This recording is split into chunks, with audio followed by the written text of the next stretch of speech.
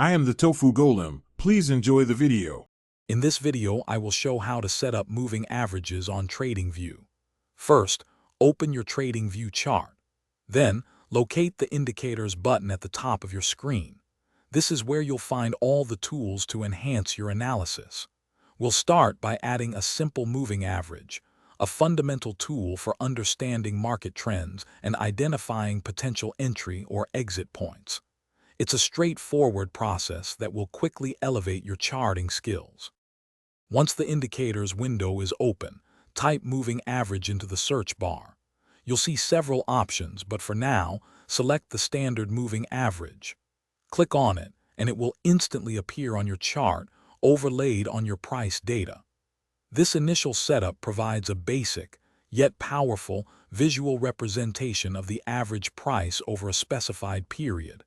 It's a great starting point for any technical analysis.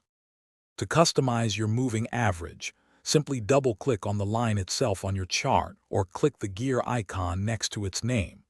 This opens the Settings menu. Here, you can adjust the length to define the period, such as 20, 50, or 200. You can also modify the style to change its color, line thickness, or even its type, like exponential versus simple. Personalizing these settings helps make your chart clear and effective. For a more comprehensive view, you can add multiple moving averages with different lengths. For example, a 50-period and a 200-period moving average can highlight both short-term and long-term trends. Observe how they interact. Crossovers often signal potential shifts in market direction.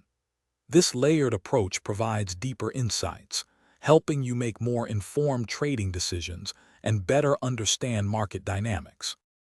Thanks for watching. Consider subscribing if we helped you today.